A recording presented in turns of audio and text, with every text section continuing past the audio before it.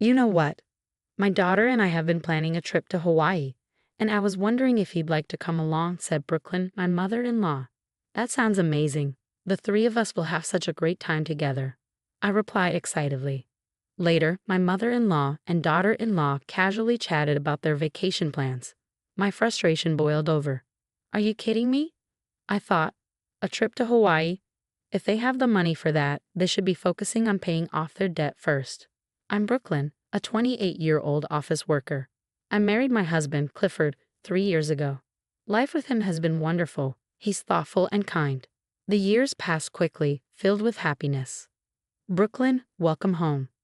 We're having fried chicken tonight, and there's cold beer in the fridge, Clifford said with a grin. Yay, I cheered. Since we both work, Clifford willingly helps with household chores, which I appreciate. I truly believed our happy days would continue, but things changed when Clifford brought up a request. I'm thinking of sending some money to my mom, he said hesitantly. Why? Your mother has your sister, and on top of that, she has inheritance money, I responded, puzzled. Your father recently passed away, but he was a high-ranking executive at a major company. Surely he had a generous retirement fund and left behind a significant inheritance. Your sister is still single and works for a big firm, so I doubt they're struggling financially, I reasoned. Actually, she's in serious debt, Clifford admitted. What do you mean? I asked, concerned. She co-signed a loan for a close friend. She doesn't want my sister, who still lives with her, to stress about it, so she's kept it a secret. That means we're the only ones she can turn to, he explained. But what about the inheritance? Didn't your father leave her anything? I pressed. She used it all: hospital fees, medical expenses, funeral costs, and paying off old debts. But it still wasn't enough, Clifford explained. She really owes that much? I asked in disbelief. That's why she's so anxious all the time, he sighed. We're not exactly well off either. We both work at small companies, I pointed out. I know, but we can manage if we cut back and save, Clifford suggested. I felt completely blindsided. My peaceful marriage suddenly felt shaken. I didn't want our lives to become difficult, but I also couldn't ignore the kindness my mother-in-law had always shown me. She had been so warm and caring since I joined the family. Maybe that's why she trusted her friend enough to co-sign. After a lot of thought, I decided to help. From that moment on, I started saving every penny. I watched what I spent on food, cut out my hobbies, and stopped taking weekend trips with Clifford.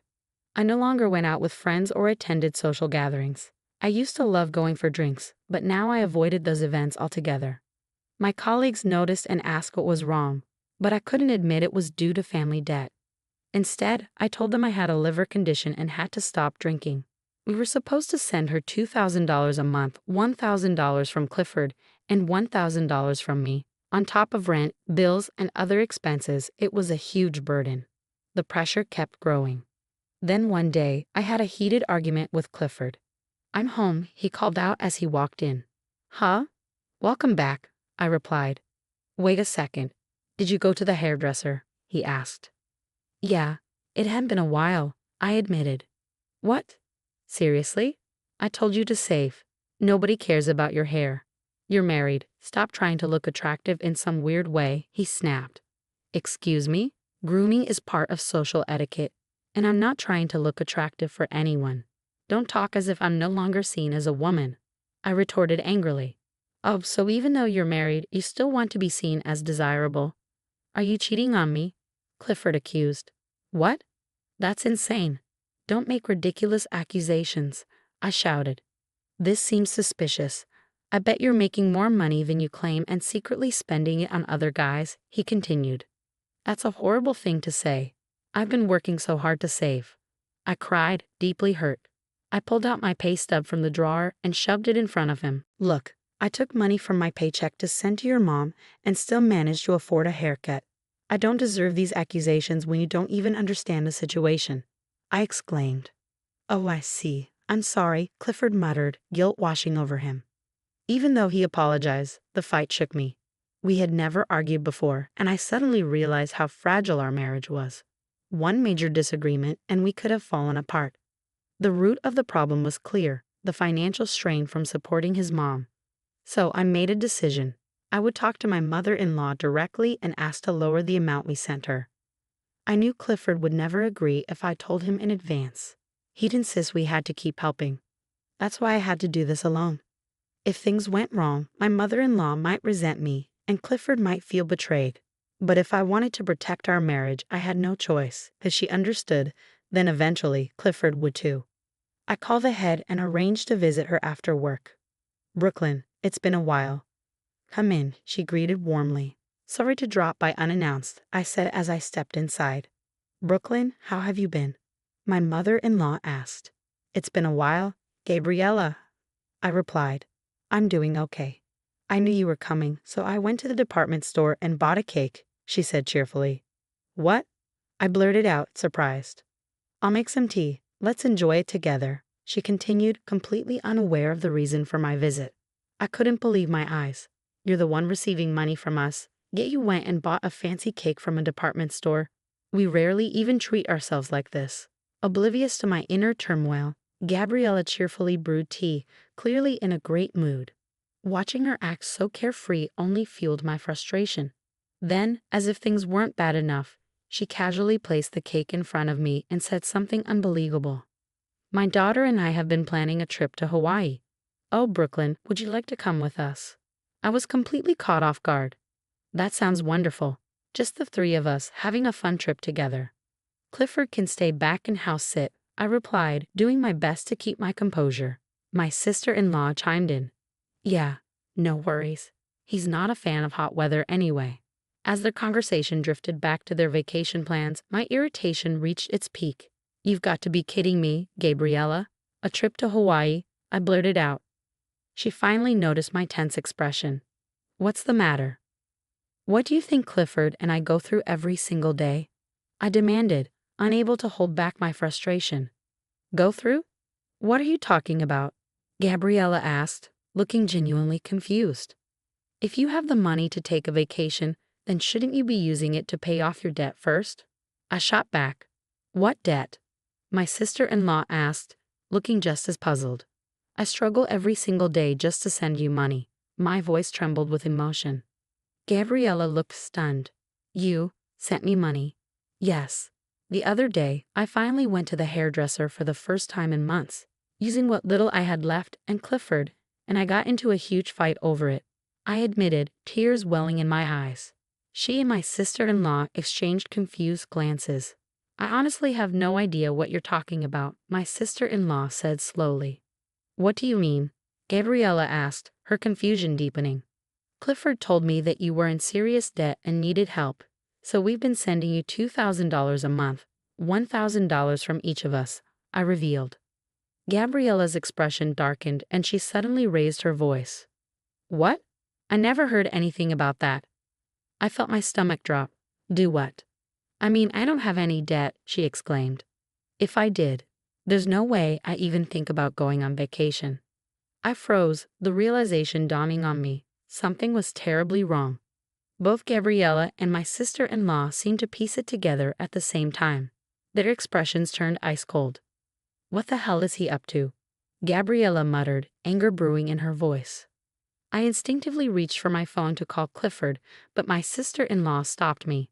"Let's find out exactly why he lied before confronting him," she said firmly. "For now, stop sending him money," she advised. "Okay," I agreed, still trying to process everything. I followed her advice. The next time Clifford asked, "Why haven't you sent the money yet?" "Mom's struggling," I answered calmly. "I don't have cash on hand, so I'll just take it to her myself later." Panic flickered across his face. "And no, that's okay. I'll take it to her," he stammered. After that, he never brought it up again. Following my sister-in-law's suggestion, we hired a professional to investigate Clifford's actions. The results were worse than I could have ever imagined. He had been cheating on me for over a year, even while dealing with his father's passing. When my mother-in-law and sister-in-law found out, they were furious. We called Clifford to Gabriella's house. As he walked in, he looked around confused. "Hey, what's going on? Why is Brooklyn here too?" "You said this was about me, Mom," he said, clueless. "I asked her to be here because she's involved in this too," Gabriella said coldly. "How dare you cheat on Brooklyn while putting her through so much stress?" she demanded. He scoffed. What are you talking about? There's no use pretending anymore, I said, throwing the evidence onto the table. His face turned pale. This is, he stammered. It looks like you lied about me having debt and took Brooklyn's money. Tell me, did you use it to spoil your mistress? My sister-in-law asked, disgust clear in her voice. No, that's not true, he panicked. And you got mad at me for going to the hairdresser while you were out spending money on another woman. That's beyond disgusting, I added, my voice shaking with anger. I'm sorry. It was just a moment of weakness. He tried to excuse himself. You don't get to brush off a year-long affair as a mistake, I snapped. You'll pay back every single penny I gave you, and I'm divorcing you. On top of that, I'm demanding alimony. He let out a pathetic whimper. You think you can just get away with this?